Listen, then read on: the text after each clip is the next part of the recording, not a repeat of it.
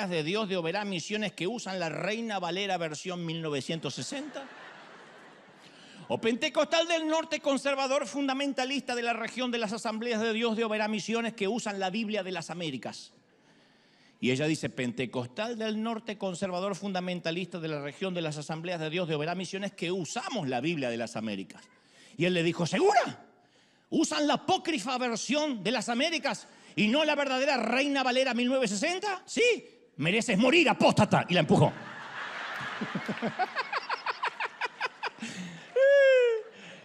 No importaba todo aquello en lo que coincidían. Si había un detalle distinto al suyo, merecía morir. Y la transformaba en enemiga. Y la historia siempre me lleva a pensar en que los que casi nacimos en un hogar cristiano, aprendimos desde muy niños qué era lo que le agradaba a Dios y qué era lo que no le agradaba a Dios. Cuando yo era chiquito me decían que Dios detestaba las malas calificaciones en matemáticas y que Dios se entristecía mucho de manera que daba vuelta a su rostro en su trono si me olvidaba del regalo del Día de las Madres. Y luego fui a la secundaria, al high school, y descubrimos que los intereses de Dios se expandieron un poco más. Ahora estaba obsesionado con el sexo, con las malas compañías, con las drogas.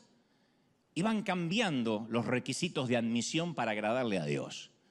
Y esto es en gran parte porque damos por sentado que aquellas figuras de autoridad que están sobre nosotros fueron puestas por Dios. Entonces, lo que ellos dicen, creemos que es lo que Dios piensa. Lo que nos dice mamá y papá cuando somos chiquitos y crecimos y nos desarrollamos en un hogar cristiano, interpretamos qué es lo que Dios quiere. ¿Qué dice Dios? Y bueno, lo que papá dice que dice. ¿Qué es lo que quiere Dios después? Lo que nuestro pastor en la infancia nos predica. Porque pensamos, si ellos fueron puestos por Dios, lo que a ellos les gusta o a lo que a ellos les disgusta, por carácter transitivo, también le gusta o le disgusta a Dios. La ecuación es simple. Entonces, dependiendo de nuestra edad y de las temporadas que nos toque vivir, recibimos diferentes mensajes sobre cómo debe comportarse y cómo debe lucir una persona santa. A eso se le suma la cultura de cada país. A eso se le suma el entorno de cada hogar. Porque es más fácil decir, no hagas esto porque a Dios no le agrada, como echándole la culpa a Dios de lo que a lo mejor a mí no me agrada. Yo siempre menciono que en mi infancia tuve un pastor que ya era anciano cuando yo era chico y empezó a envejecer, lo cual no está mal porque todos vamos para ahí, pero él cometía el error de pensar que Dios envejecía con él. Entonces sus gustos pasaron a ser los gustos de Dios. Lo que a él no le gustaba, como por ejemplo la guitarra eléctrica o la batería, pasaron a ser los instrumentos del demonio, porque a él les disgustaba. Y empezó a decir lo que le gustaría que Dios dijese, no lo que Dios estaba diciendo. Por eso resulta inevitable suponer que la aceptación de Dios se basa en nuestro comportamiento, en lo que hacemos o en lo que no hacemos. Desde chiquitos, desde jóvenes. Si yo no hago tal cosa, Dios va a estar feliz. Pero si cruzo la línea, Dios se va a enfurecer. La mayoría de los pecados que nos enseñaron son los de comisión, no los de omisión. No importa si hacemos o no hacemos algo, sino lo que no hay que hacer. Entonces, en realidad, quien se enfurecía en nuestro tiempo, capaz que era nuestra madre, nuestros maestros, nuestro pastor, pero Dios cargaba con la mala reputación.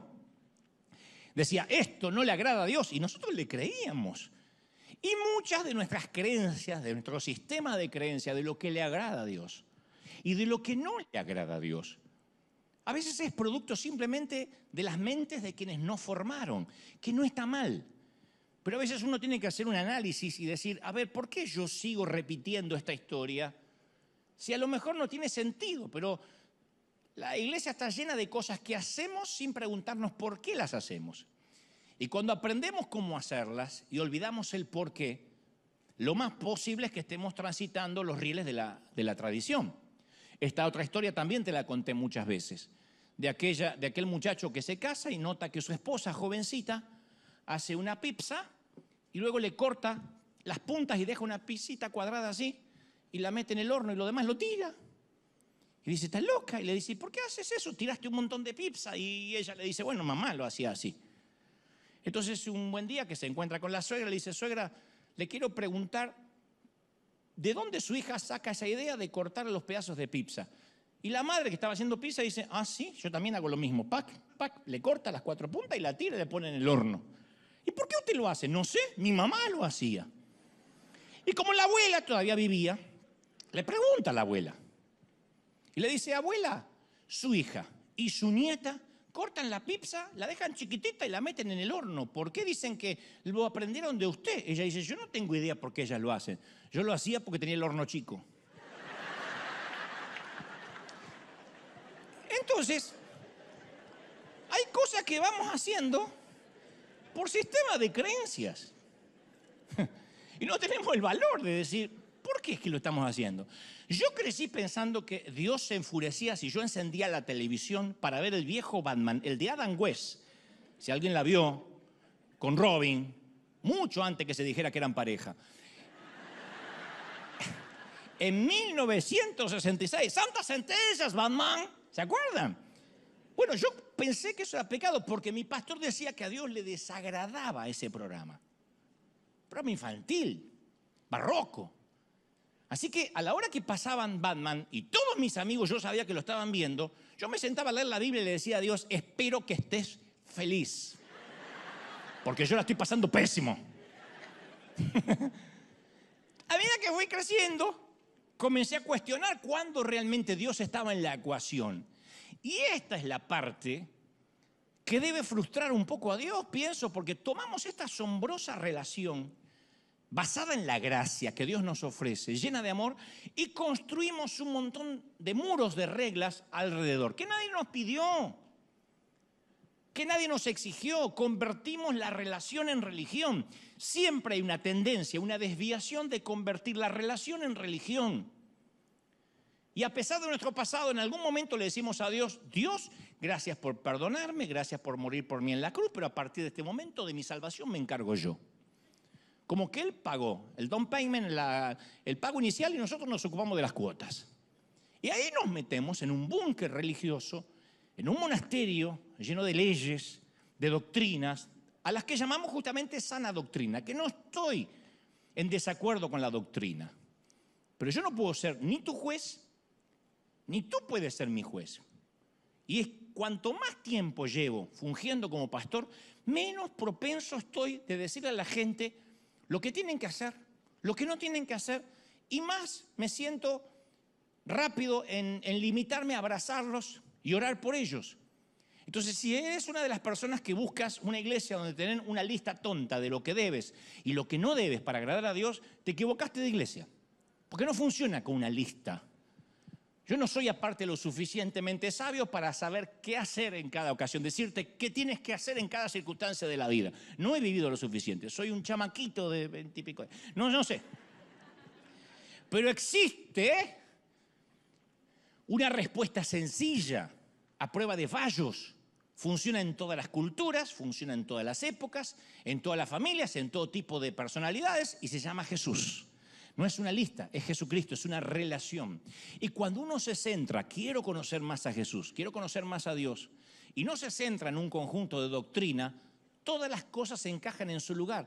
Ya no hay que hacer esfuerzo para ser santo. La santidad es inherente. El fruto del Espíritu se te pega, por la relación se te pega a agradar a Dios. Vas a querer hacerlo. ¿Están conmigo, sí o no?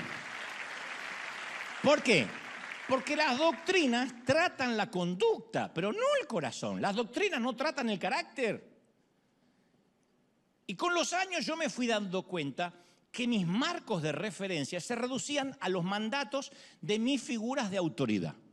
Hasta el día de hoy, yo soy un fundamentalista en muchas cosas, por eso me considero un legalista en recuperación, porque todavía tengo los rezagos de lo que aprendí. Lo que me decían que estaba mal, que era pecado, y yo lo creía, a veces eran boberías. Pero cuando comencé a conocer el carácter de Dios y mi relación con Él superó la religión, entonces mi vida empezó a cambiar, mi relación con Él fue más pura. Fue cuando empecé a ver a Jesús con ojos nuevos. ¿Qué es ver a Jesús con ojos nuevos? No verlo con ojos vicarios, con ojos prestados. No creer en lo que me dice que Jesús es, sino descubrir, Señor Espíritu Santo, revélame quién eres. La Biblia, sin la instrucción del Espíritu, es el libro más aburrido que vas a encontrar. Vas a decir, no entiendo nada, es aburrido, pero cuando le dices, Espíritu Santo, enséñame, muéstrame, revélame, ¿qué quisiste decir? Esta inspiración, ¿de dónde vino? Esto es un libro, me van a permitir el término, aunque me van a liquidar los religiosos, es un libro mágico. Es un libro que entras y te pierdes. De pronto no sabes cuándo vas a empezar, dónde vas a terminar. Es un libro que está vivo. Es un libro peligroso. Es un libro que te lleva a descubrir un Dios que sigue queriendo relacionarse con nosotros. Alguien tiene que creerlo, sí o no. Ahí fue cuando dije, Jesús, ¿quién eras? Y empecé a leer los evangelios. De vuelta.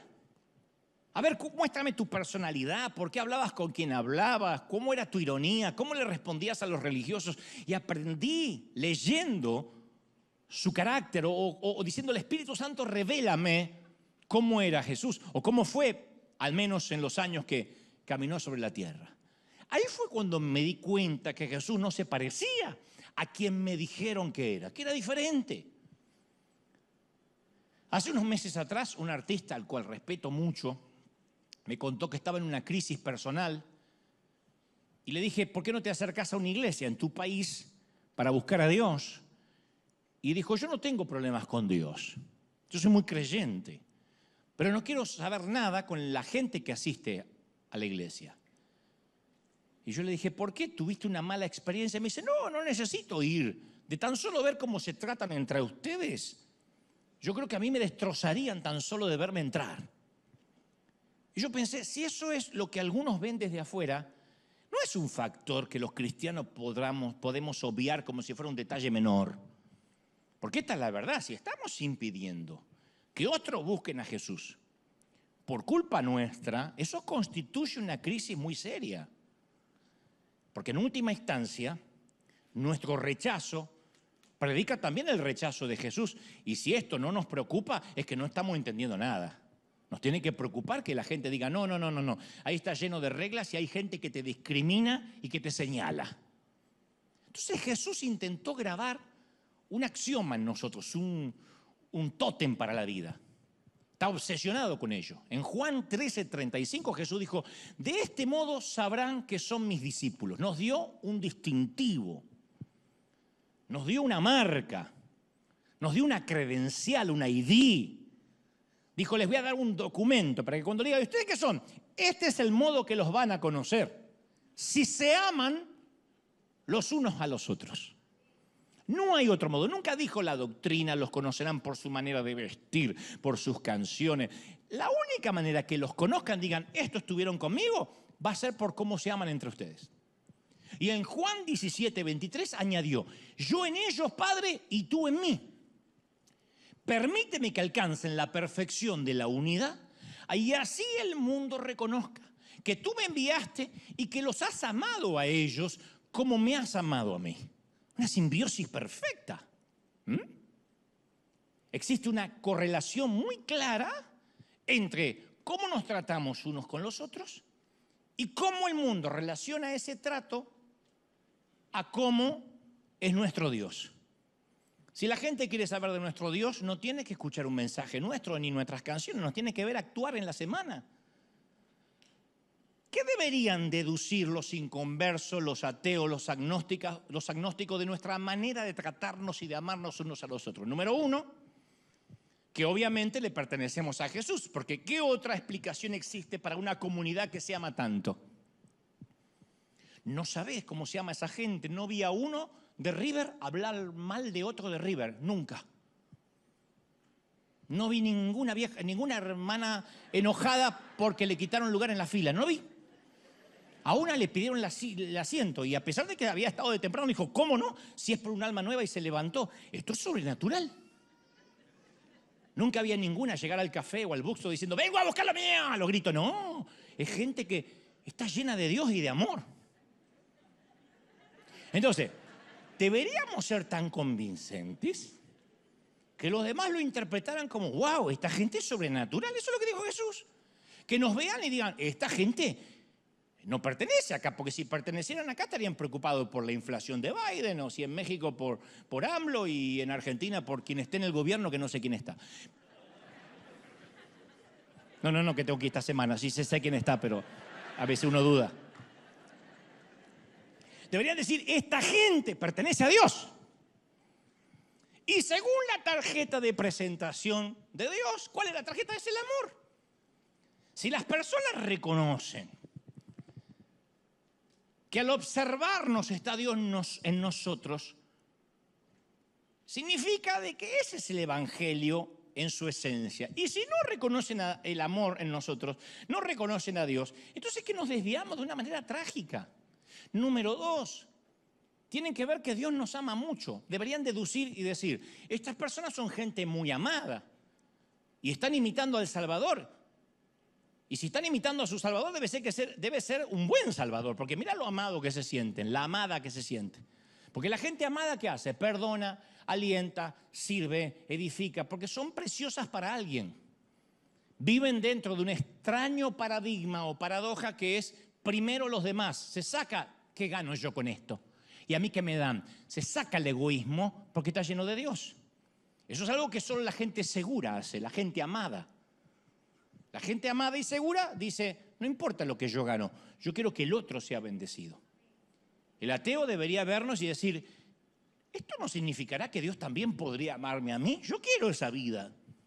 Entonces, en un mundo que nos observa y que está tan lejos de estas conclusiones que te digo que son sencillas, porque no es que nos tienen que ver viviendo en un convento, un pacto de hambre, en un claustro, nos tienen que ver amar.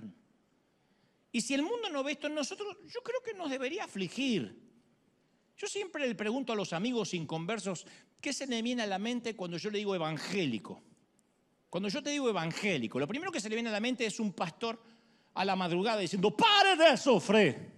Ya no sufra más, trae la rosa del Sarón, el aceite de Sarón. Cuando yo le digo, no pienses en alguien brasileño, sino alguien de tu país. Y esto es algo que quiero también aclarar. Cada vez tengo más amigos inconversos. Yo sé que esto le produce urticaria a mucha gente, pero cierta vez un pastor le preguntó a otro, pastor, ¿usted conoce algún homosexual o transexual? No, dijo el pastor, Dios me libre de juntarme con esos degenerados. ¿Y no conoce ningún traficante de drogas? Menos. Esa gente pervierte a nuestros jóvenes. ¿Y conoce alguna bailarina del tubo, del caño?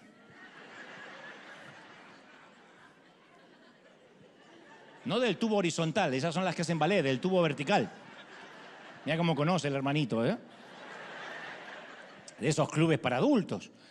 Y el otro dice, pastor, usted me está ofendiendo. No sé a qué apunta con esto. ¿Cuándo fue la última vez, sigue el otro, que le habló con una prostituta? Pastor, usted está intentando acusarme de algo, soy un hombre de Dios. Y no tengo comunión con ese tipo de gentuza. Y el otro le dijo, me lo imaginaba, por eso su iglesia nunca crece, ni va a crecer. Porque el pastor tenía muchos amigos, gente que compartía sus valores y que iban en la misma dirección moral que él. Y según la definición de Jesús, todas aquellas personas por las cuales este pastor se preocupaba entraban en la categoría de sanos. Los sanos no tienen necesidad del médico. Y cuanto más años tenemos en la iglesia, más cómodos nos sentimos con los que son como nosotros y más lejos de los que se suponen que son enfermos. Entonces lo primero que nos metemos en la cabeza, no me junto más. La luz no tiene comunión con las tinieblas. Y a partir de ahí no predicamos más. Tenemos la excusa perfecta para no amar, para no involucrarnos, para no ensuciarnos las manos con las almas de la gente. Por eso decimos que en River abrimos nuestro corazón a las personas cuya vida es moralmente distinta a la nuestra. No para compadecernos de ellas, no para reprenderlas, no para convertirlas en un proyecto evangelístico o en un trofeo de nuestra evangelización, sino a priori, en primera instancia, para amarlas, para abrazarlas y decirle, aquí te vas a encontrar con gracia. Lo demás lo hace el Espíritu Santo y Dios. Entonces, volviendo al tema de mis amigos inconversos, me dicen, para mí, el evangélico promedio, y me permite hablar a mí porque yo estoy dentro, porque yo crecí en la iglesia. Y eso me asigna autoridad, yo no estoy hablando de afuera. Yo nací casi en la banca de una iglesia. Entonces yo quiero preguntar cómo nos ven. Y me suelen decir, mira, para mí un evangélico es alguien atrincherado en su manera arcaica de pensar, siempre enemigo del aborto, de los homosexuales, furioso, violento, ilógico, constructor de grietas. Y si no piensas como él, eres su enemigo o te condena. Entonces a veces queremos nosotros convertir a todo el mundo y por lo general no podemos ni convivir pacíficamente con nadie que no crea lo que nosotros creemos. Y mientras más nos llenamos la boca, y esto es una autocrítica, de tolerar la diversidad, más descalificamos y condenamos al que piensa distinto. Pasa entre pastores, imagínate con el resto del mundo. Es muy raro que veas a un cura hablando mal de otro cura. Es muy raro que un cura hable mal de un cardenal, del cardenal del obispo del papa. De alguna manera hay un respeto por el clero o por la autoridad que ellos consideran ha sido puesta en ese hombre. Pero si notamos nuestro ejército, vamos a ver que apenas estamos en desacuerdo, inmediatamente pasa a la vereda de enfrente. Y siempre me pregunto, ¿cómo vamos a hacer sal y levadura dentro de una sociedad que tiene un concepto tan negativo de nosotros? Y esa tendencia a excluir al que piensa distinto, entre los dirigentes religiosos de Jesús, consideraban que era una gran virtud. Pensaron, vamos a excluir al que piensa distinto y Jesús nos va a aplaudir. Pero para Jesús constituyó un gran pecado. Y eso sorprendió a los discípulos. Un día, camino a Jerusalén, estaban los muchachos con Jesús y Jesús quiso detenerse en una población samaritana y no lo recibieron bien. Y sus discípulos preguntaron, uno, para hacerse el súper espiritual, Señor, ¿quiere que hagamos caer fuego del cielo para que los destruya? Creo que era chileno, dijo, ¿quiere que hagamos caer fuego del cielo para que los destruya estos huevones? Y pensaban que Jesús, no, lo digo por mi amigo Ulises Oyarzún, que está acá, pero Judas, todos estos eran todos chilenos, me dijeron, pero después Dios los perdonó. Cuando él habla, cuando él predica, dice que Judas era argentino y esta es mi venganza. Dice que Judas dijo, ¿seré yo, che, el que te voy a traicionar, macho?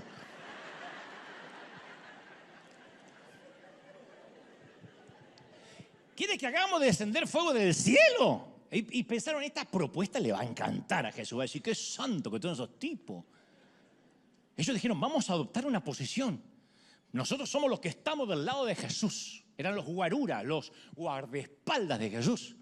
Y vamos a defenderlo y con esto nos ganamos una moneda con Jesús. Vamos a quemar a los que piensan diferente. Jesús se volvió y los reprendió. Él no necesitaba abogado. Jesús no necesita abogados defensores.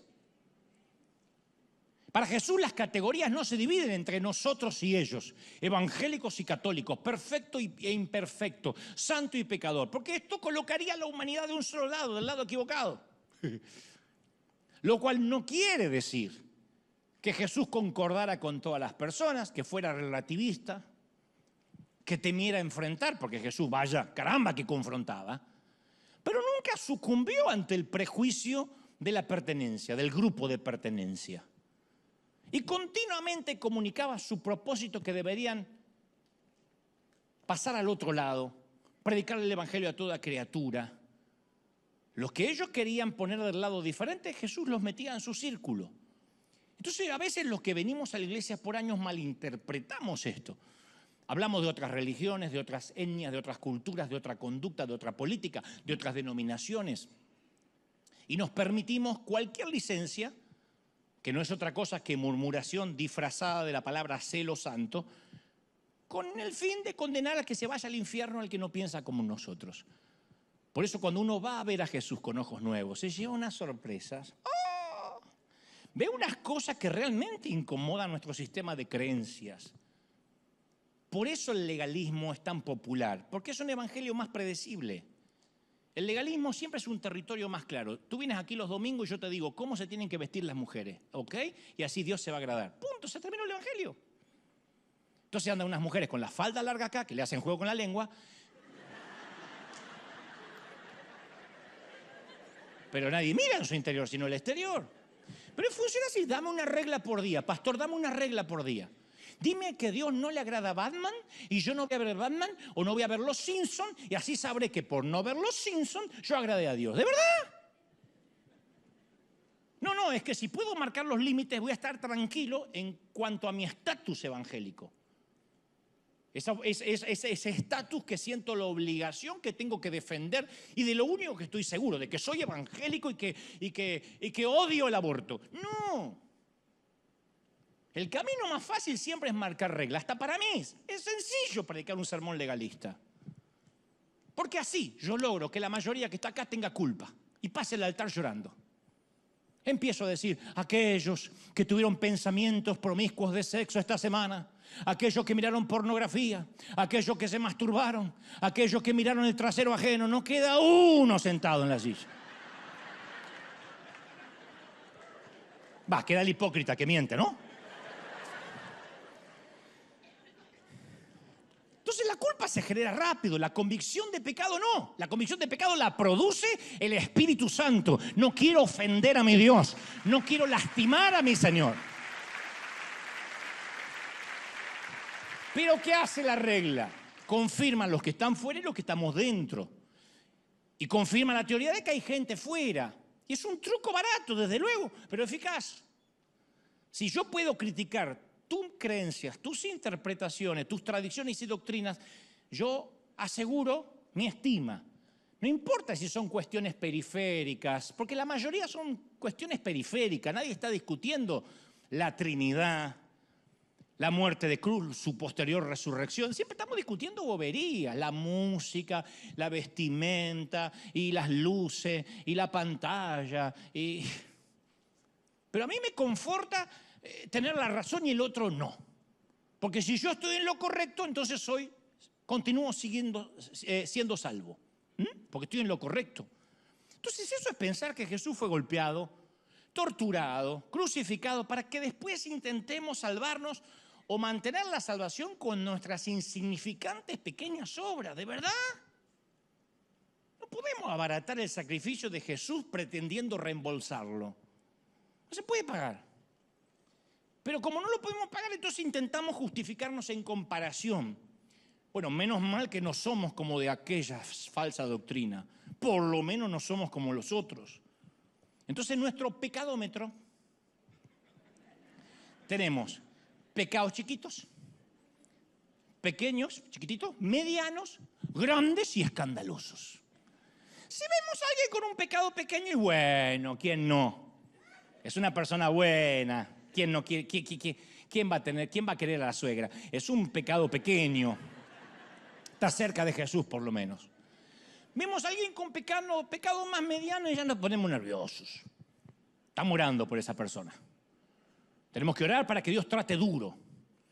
Va a tener que llamarle la atención Dios en un momento u otro. Cuando nos encontramos con un pecador escandaloso, decimos, va a arder en el infierno. Ese hombre se va directo y cómo me voy a gozar. Porque, ahora, en ningún lugar de la Biblia nosotros encontramos que Dios haga distinción en varios niveles de pecado. Yo siempre digo, Él pone al chismoso en la misma lista del homicida. Chismear es lo mismo que hubiese matado a tu suegra. ¿Lo hubieses hecho? Él no comparte nuestro sistema de evaluación. Para Él todos los pecados son igual de malos y todos los pecadores merecen el mismo amor y el mismo perdón. Todos los pecadores, chiquitos, medianos y grandes. ¿Sí o no? Ahora, es evidente que cada pecado tiene sus diferentes consecuencias. Por algunos te pueden meter hasta en la cárcel, otros te pueden romper la cara, otros no se van a notar. Pero el Señor llama pecado, pecado. Al pecado es pecado independientemente de las consecuencias legales o naturales que puedas tener. Por eso tenemos que tomar conciencia que dentro de nosotros siempre hay un fariseo intentando salir. Tan pronto vencemos una debilidad, nos ponemos en la vereda de enfrente de esa debilidad y somos el mayor crítico de quien tenga esa misma debilidad todavía que nosotros acabamos de vencer hace poco. A un ex chismoso, el que más bronca le da es el chismoso. a un ex indocumentado hispano, el que más bronca le da es un indocumentado. Trabaja en la migra.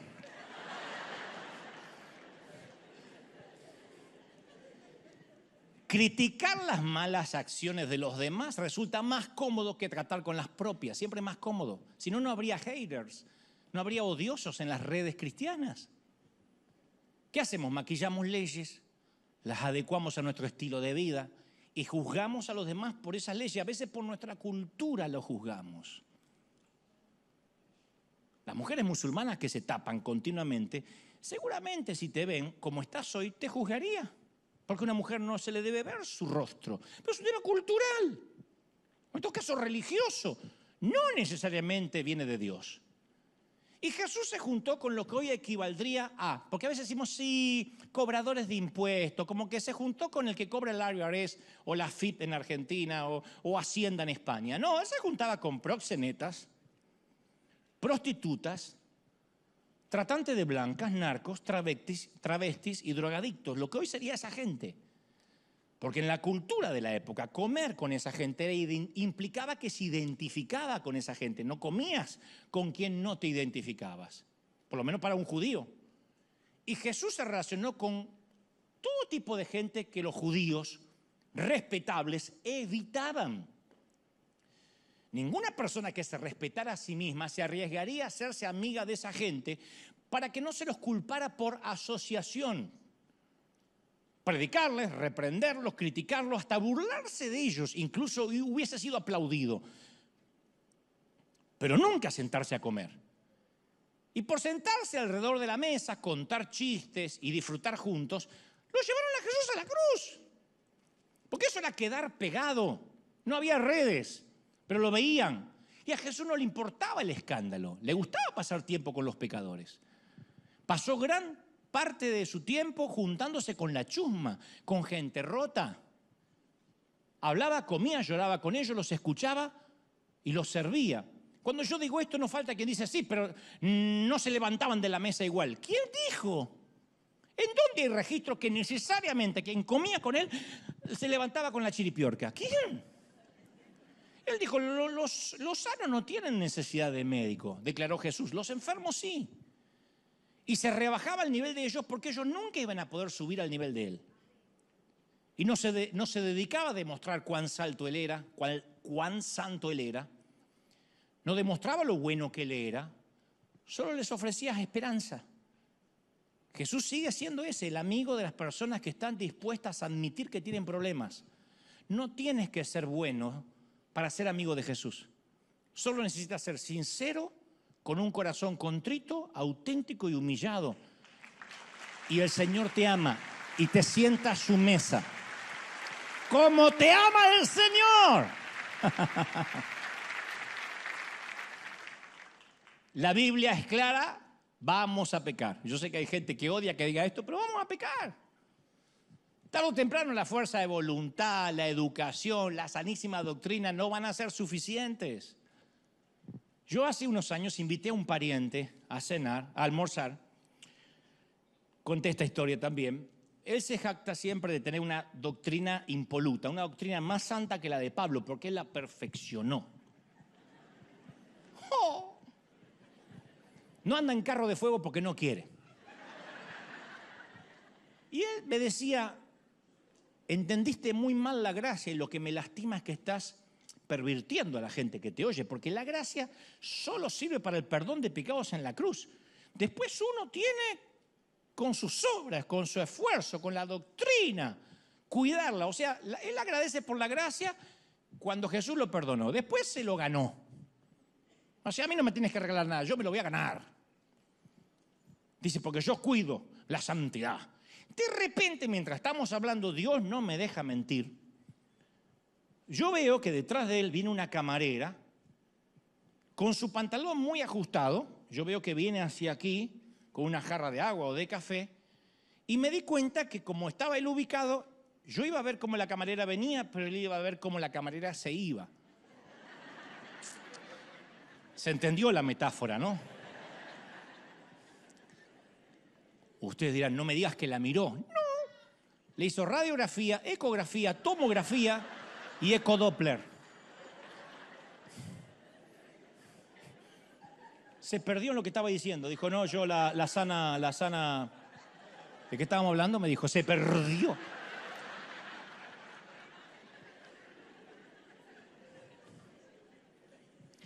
¿Por qué? Porque su esperanza está en la fortaleza moral, en la doctrina.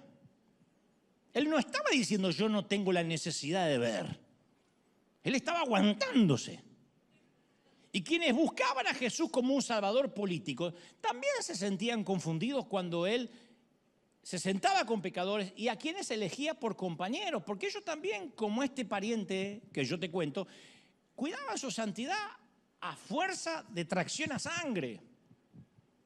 A Jesús se lo conoció como amigo de los cobradores de impuestos, grupo que se identificaba con los explotadores extranjeros, con el gobierno de facto, no con los explotados. Censuró el sistema religioso de la época, pero trató con respeto a un líder como Nicodemo.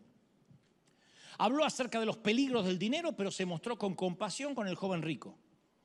Habló muchas veces en contra de la violencia militar, pero halagó la fe del centurión romano. Jesús honró, en resumen, la dignidad de las personas, estuviera o no estuviera de acuerdo con ellos. Él no iba a fundar un reino sobre la raza, sobre el capitalismo, sobre el socialismo u otra clase social o divisiones de cualquier índole. Todos, incluso una mestiza con 5 maridos o un ladrón que moría en la cruz, eran bienvenidos a unirse a su reino. La persona era más importante que cualquier categoría o cualquier letra escarlata que colgara de su cuello. Jesús nunca creyó en las grietas, ni en las denominaciones. Y yo me siento mal ante esta cualidad de Jesús cada vez que yo quiero quemar a alguien en pos de mis convicciones. Porque es muy fácil, no nos damos cuenta y enseguida estamos en la otra vereda gritándole al enemigo del otro lado de la grieta. Qué difícil, mis queridos, recordar que el reino de Dios nos ordena, no nos sugiere, no nos recomienda, nos ordena amar a la mujer que acaba de salir de una clínica de aborto, la tenemos que amar. Uno dice, bueno, yo la amo, sí, pero también nos ordena amar al médico que la ayudó a abortar. No digo que está bien, estoy diciendo que los tenemos que amar. Nos ordena, no nos sugiere amar a la persona promiscua que está muriendo de HIV y al rico empresario que está explotando a los pobres. Qué difícil es recordar que el reino de Dios nos llama a amar al que no comparte nuestra doctrina, al que no es evangélico, al que dice herejías y que quisiéramos que Dios lo avergüence. Si no podemos amar a esta gente, entonces nos tenemos que preguntar, ¿estamos entendiendo el evangelio? Porque Jesús dijo, en esto conocerán que sois mis discípulos, si defendéis la doctrina evangélica. No dijo eso. Dijo, si tuvieres amor uno con el otro. Lo dijo una noche antes de morir, la noche antes de morir. Entonces mi deseo es que veamos a los pecadores como Dios los ve. Mejor dicho, como Dios nos ve. Que cada vez señalemos menos con el dedo, ni intentemos salvar como si pudiéramos salvar a alguien. No podemos salvar a nadie. Sino que nos limitemos a amarla. No saben qué evangelismo maravilloso es amar. Amas a alguien y casi no tienes que predicarle, solito te empieza a preguntar. No creerá la cantidad de artistas que solitos dijeron, queremos ir a verte al Luna Park. Ni los invitamos. Pero ellos dicen, nunca me amaron así, nunca me abrazaron así, acá hay algo raro. O son narcos o esta gente debe tener un salvador que vale la pena conocer. Pero muchas veces solemos ser jueces, vestimos nuestra toga, hacemos repiquetear el martillo, decimos, caso cerrado, ande con cuidado, respete para que lo respete y que Dios nos ampare. Y no escuchamos la historia de la gente. Y Dios ha redimido todas las personas a través de la historia, de todas las culturas, de los países, de los poderes mundiales, de los sistemas, de las órdenes religiosas, corrientes, movimientos, corazones humanos, desde el principio de los tiempos. Hay caminos que escapan a nuestra comprensión. Él ha rescatado gente dentro y fuera de la iglesia, de las religiones dentro y fuera, de las tradiciones desde el origen de los tiempos. Yo te digo una cosa, en el cielo nos vamos a llevar una sorpresa. una sorpresa, porque vamos a buscar los que creíamos que tenían el VIP comprado y no van a estar. Y nos vamos a encontrar con gente que va a decir, ¿cómo cuerno vino este acá? Pero Él obra en maneras misteriosas que no conocemos. Y eso nos escandaliza. Y está bien que nos escandalice, pero nos tiene que escandalizar cada vez menos. Lo que pasa es que nosotros al principio agradecemos pertenecer a la familia, que nos llamen hermano. Después ya no queremos ser hermano de nadie, queremos ser el padre de los demás. Y hablar en nombre de Dios. Nos encanta hablar en nombre del Padre, no queremos ser hermanos. Y nuestros hermanos no necesitan otro padre, ya tienen un padre. ¿Le dijiste alguna vez a alguno de tus hijos, si necesito tu ayuda para ejercer de padre o de madre, te aviso? Cuando un hermano quiere mandar al otro. Entonces, la manera en que hablamos unos a los otros, que nos corregimos en público, que nos sacamos falta, que nos desaprobamos, sin siquiera aplicar el beneficio de la duda, a veces es repugnante. Y por esta razón hay observadores que pasan de alto nuestra familia. Y como cualquier familia tenemos asuntos que resolver. No tenemos que confundir unidad con la uniformidad. Unidad con uniformidad. Podemos tener lo primero sin lo segundo. Podemos ser unidos y no ser uniformes. Ustedes son de México, de El Salvador, de Colombia, de Guatemala, de Costa Rica. Yo soy de uno de los mejores países del mundo. Fuera de todo Europa, pues el Barça, del Real Madrid, del Chivas, del América, no importa. No tenemos que pensar igual. Tenemos que ir todos para el mismo lado, que es diferente. No tenemos que ser uniformes, sino unidos. Porque con toda seguridad somos la familia más desordenada que jamás se conoció.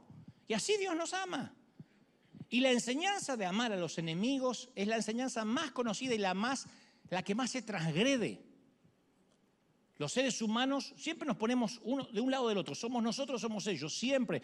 La palabra grieta es famosa en todo el mundo. Hasta en los Estados Unidos de América, la grieta es tan marcada que el odio ya es visceral entre demócratas y republicanos. No solía pasar eso años atrás. Te hablo fuera de toda broma de Argentina. La grieta es tan espantosa que el mencionar el nombre de un político de la vereda contraria literalmente te podrías ligar un piedrazo en la cabeza. O si sientes que estás cruzándote de vereda. Yo te voy a contar algo. El nombre de cristiano fue un apodo peyorativo que los paganos le pusieron a los creyentes. El historiador Tácito decía que había una raza de hombres que era detestable por sus prácticas perversas, conocido vulgarmente como cristianos.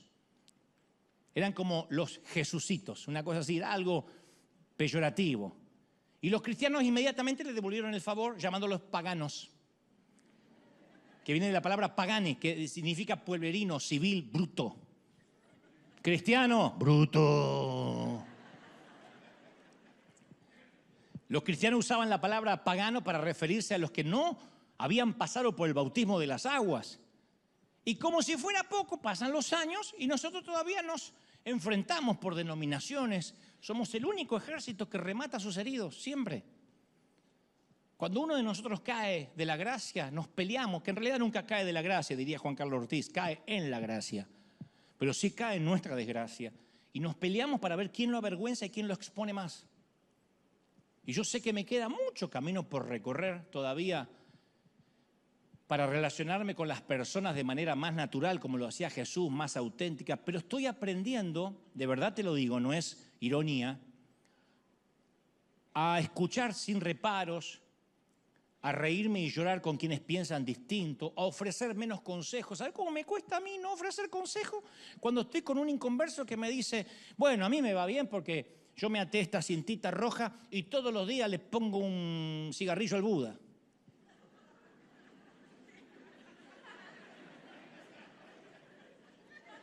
Tengo unas ganas, pero no me está pidiendo consejo. Y hay una parte mía que es el fariseo que quiere salir.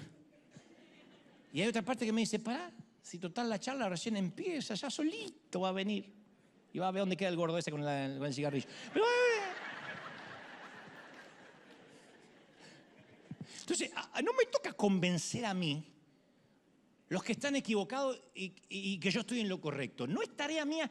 Una de las cosas que aprendí de grande, nada más que me molesta haber aprendido de grande. Ahí viste que hay cosas que decir, ¿por qué no las supe visto a los 20? A mí no me toca cambiar a nadie. No soy el Espíritu Santo. Yo no convenzo a nadie de pecado. Yo no tengo que cambiar a nadie. A nadie. ¡Qué alivio! De hecho, imagínate que yo dijera, vamos a cambiar a esta gente. ¡Qué planteamiento arrogante! Pero a veces hasta somos groseros. Conocemos a un gay o a una pareja que convive sin estar casada y pensamos que tenemos la obligación de decirle inmediatamente en el primer encuentro lo que Dios piensa respecto a su sexualidad. Hay que decírselo. Como si la vida sexual fuera lo primero en la agenda de Dios. ¡Cásase! ¡Cásase! Y después vamos a ver si Dios lo ama. No, lo primero es el amor, la misericordia, lo que Jesús es. Después viene todo lo demás, el cambio de vida, el arreglo de las cosas que están desordenadas. A mí me fastidia muchísimo que apenas alguien me conoce, ya quiere meterse en mi vida personal. ¿No te molesta que alguien que no te conoce se quiera meter en tu vida personal? Bueno, vinieron los santos del convento del claustro de Jerusalén. Cuando alguien se quiere meter en mi vida, yo le digo, metete en tus asuntos, guarda el consejo hasta que te lo pidan. Los consejos hay que guardárselos hasta que te lo pidan. Yo evito los consejos como si fuera un chequeo de próstata. Los evito. Satanás.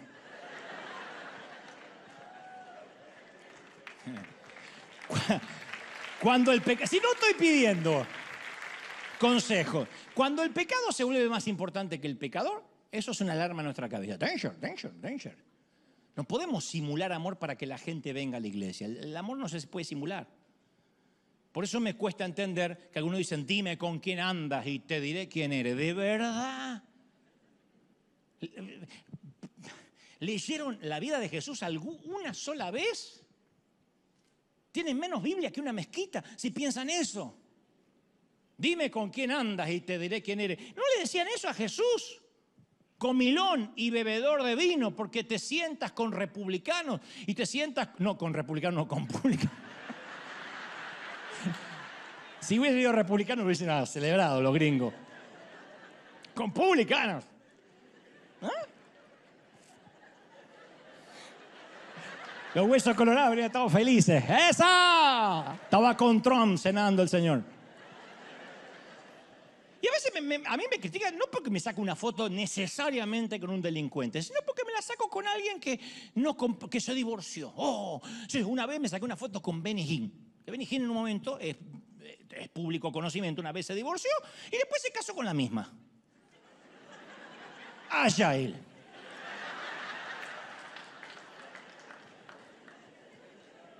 Pero parece que hubiese sacado con Satanás. Y nos olvidamos que el hombre escribió libros de bendición, que su libro Buenos días Espíritu Santo nos dejó llorando a unos cuantos. Ya no importa más nada. Si David se equivocó, del Salmo 51 para adelante hay que romper la Biblia. De verdad. Entonces a veces nos agarra urticaria. Ser buen cristiano no es tener la sana doctrina. Los fariseos tenían una doctrina impecable. Y Jesús redujo todo eso. En esto conocerán que sois mis discípulos, que os améis unos a los otros. Es el acto más subversivo que la iglesia puede tener. Mínimo entre nosotros para empezar, mínimo. Que nos defendamos codo a codo. Y no defendamos al perfecto, al que no se equivoca, defendamos al que viene lisiado del alma. Porque nuestros mejores esfuerzos por transformar la sociedad y la cultura no le va a enseñar nada al mundo. Lo que le va a enseñar al mundo es que nos amemos. Para amar al mundo tienen que ver nuestro ejemplo. Y Jesús nunca permitió que ninguna institución interfiriera con su amor por la gente. Y si mi activismo, por muy bien intencionado que esté, no incluye el amor, entonces no entendí el Evangelio de Jesús. ¿De verdad? Uy, menos mal, ya agarramos a aquella pareja que convivió y la casamos, ya está. Gloria a Dios que ya le metimos un anillo, una alianza y... ¿Quién la casó? Un Elvis Presley en La Vega. Pero la casamos. Estoy atascado en la ley. y no el evangelio de la gracia. Y la señal distintiva no es la sana doctrina ni la superioridad moral, es el amor. Pablo dijo en 1 Corintios 13, sin amor, nada de cuanto hagamos, ni lenguas angélicas, ni agudeza teológica, ni ardiente sacrificio personal va a servir. Y te cuento una ironía, las iglesias que a veces se jactan de tener la más impoluta doctrina, son las que más odian. Gente que pone lobos rapaces van a arder en el infierno. Yo lo superé, yo hasta convivo con eso y hasta quiero decir que lo disfruto.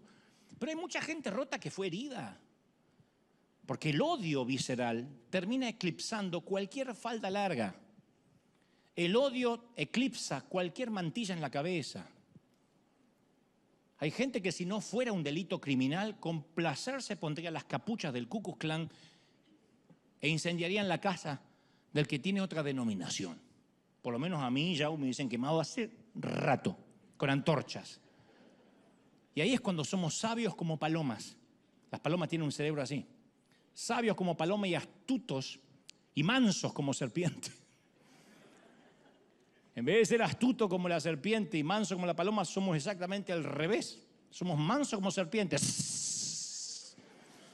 Y el Señor nos llamó sepulcros blanqueados. ¿Por qué alguien va a querer blanquear un sepulcro? Para hacer de cuenta que ahí hay vida y no muerte. Yo te engaño para que pienses que soy mejor. Escondo mi odio con una sonrisa. Pretendo ayudarte, pero espero que fracases. Te digo algo como con todo respeto, que Dios le bendiga, pero detrás está mi verborrea venenosa. Te digo, Dios te bendiga, pero luego digo, ojalá que Dios lo avergüence. Aunque después ponga, seguiré orando por usted. Y me muestro cariñoso cuando estoy lleno de envidia, de celos. Y debido al énfasis que Jesús pone en el corazón, la bondad no empieza con una buena conducta. Pablo habla de las riquezas de la gracia de Dios. Si la gracia es tan rica, ¿por qué no la mostramos más? ¿Por qué no repartimos el aroma de la gracia y menos toxicidad? Y tal como Jesús le señaló a los fariseos, no es preocuparse por la moral. La moral es algo que se va alineando solo cuando uno ama a Dios. La doctrina apartada de la gracia resuelve poco. Estigmatizar a las madres solteras, perseguir a alguien que todavía ha estado atado a la pornografía, castigar a los que quebrantan la ley, no va a traer el reino a la tierra. Solamente va a haber gente hipócrita que va a mentir y simular, como en la mayoría de las congregaciones, que es santa para que el pastor no la descubra. Y si todo es agradar al pastor, volvemos a cuando éramos niños, cuando mamá decía, a Dios le ofende que te olvidaste el regalo para el Día de las Madres. Y otra vez, el sistema de creencia nos vuelve a dominar. Yo creo que a veces pensamos que vivimos en Babilonia, atrapados en una sociedad hostil contra la fe. Pero yo pienso que vivimos en un lugar más parecido a Samaria. En los tiempos de Jesús, los samaritanos eran primos hermanos de los judíos. Había mucha similitud, eran dos pueblos muy similares. Y como miembros apartados de la familia, viste que cuando dos familiares se dejan de hablar hay mucho resentimiento porque se conocen mucho. Para los judíos, los samaritanos eran simplemente herejes. Juan explica, los judíos no tienen nada en común con los samaritanos, nada. Porque a veces los grupos más cercanos entre sí son los que más se odian. Las personas más parecidas son las que generan más resentimiento entre los dos grupos. Y esto era cierto en los tiempos de Jesús. Lo acusaban a Jesús diciendo, no tenemos razón al decir que eres endemoniado y samaritano. Era el peor insulto, samaritano. Nunca odiamos a quien tiene una religión extraña. Nos peleamos y detestamos a quien se pelea por tener la exclusividad de la verdad. De ahí surgen las divisiones. Yo hablé con Dios. No. Yo hablé con Dios y me dijo otra cosa. No. A mí no me dijo lo mismo. Y Pablo dice, usemos las armas de la gracia con los que se nos oponen. Como decía Juan Carlos Ortiz, yo le decía a veces a Ortiz, Juan Carlos, ¿cómo soportás a fulanito? Y decía, pero pobrecito, si ni el diablo lo aguanta. Si no lo amo yo, ¿quién lo va a amar? Y cuando los fariseos le decían a Jesús, samaritano, él rechazó la acusación de que estaba poseído, pero no protestó ante el insulto racial. Con toda intención se contó una historia que se llamaba el buen samaritano, que es como decir hoy el buen nazi. Se apartó del camino para visitar una aldea samaritana. Les ordenó a los judíos: lleven el evangelio a los samaritanos. Y los samaritanos se convirtieron en seguidores de Cristo. Recibieron el Espíritu Santo por medio de Juan, que fue quien había dicho: ¿quieres que oremos para que caiga fuego y los queme estos tipos? Anhelo que la iglesia compita para transmitir, esa sí es la competencia que queremos, para transmitir la gracia, para decir no, nosotros damos más gracia, porque muchas veces parece que somos dispensadores de culpa. Cuanto más culpable se siente, más presencia y unción de Dios hubo. ¿Sabes? Muchos no están listos para esta conversación, y yo lo sé. Y también es un secreto que algunos quieren que no sepas. Dios no es demócrata, no es republicano. Dios no es republicano. En Argentina no es ni kirchnerista, ni macrista, ni peronista. No es católico, no es metodista. Dios no es bautista. No es luterano. Dios nunca fue presbiteriano, ni reformado, ni anglicano, ni adventista. Dios nunca fue pentecostal. Dios nunca perteneció a las asambleas ni a la cuadrangular. Dios dijo: ¿quieren identificarse conmigo? ¿Quieren que todo el mundo vea que son mis discípulos? Ámense los unos a los otros. Ese es mi rasgo. Y esto va a incomodar la teología de mucha gente y me alegro de decepcionarlos otra vez. Dios no solo no se parece a los evangélicos, tampoco es evangélico. Celebremos eso, señores. Celebremos eso. Dale un aplauso al Rey, a ese Rey que nos amó y nos amó. Vamos. Cuando te pongas de pie, dale un aplauso grande. Dale un aplauso, celebra al Rey de Reyes. El Rey está en casa esta mañana. ¡Uy! ¡Aleluya! Todos. ¿Pueden sentirlo? El Rey está en casa. ¿Pueden sentirlo? ¡Aleluya! Allí en casa y acá, di conmigo: Señor Jesús. Fuerte. Señor Jesús, recibo esta palabra. Fuerte, recibo esta palabra. Perdona mis pecados. Anota mi nombre en el libro de la vida. Ayúdame a amar. Que se me pegue tu carácter. Vamos, que se me pegue tu carácter. Que pueda amar, abrazar, dar gracia, misericordia. Amén. Levanta las manos al cielo. Quiero orar por todos. Algo está ocurriendo. Padre, he transmitido lo que creo me has dicho que diga. He hablado lo que creo me has dicho que diga. Yo sé que algo va a ocurrir ahora. Yo estoy orando, Dios, para que tu gloria lo llene todo, minuto a minuto. Para que en casa, donde me estén mirando, en cualquier sitio, la gloria de Dios traiga convicción de pecado. Yo no puedo convencer a nadie para cambiar de vida ni para que corra a Cristo. No puedo producir hambre por la palabra, mucho menos hambre para que nadie ore. Es algo que el Espíritu Santo ha hecho. Eso ha estado en mi ministerio por años. Yo solamente torpemente transmito lo que creo Dios me dice que diga. Apenas soy un torpe orador que puedo hablarle al intelecto. A los que suelen insultarme y decirme apenas eres un motivador, me halagas, porque ni siquiera me considero estar a la altura de un motivador. Soy un torpe cartero que transmite lo que creo Dios pone en mi corazón.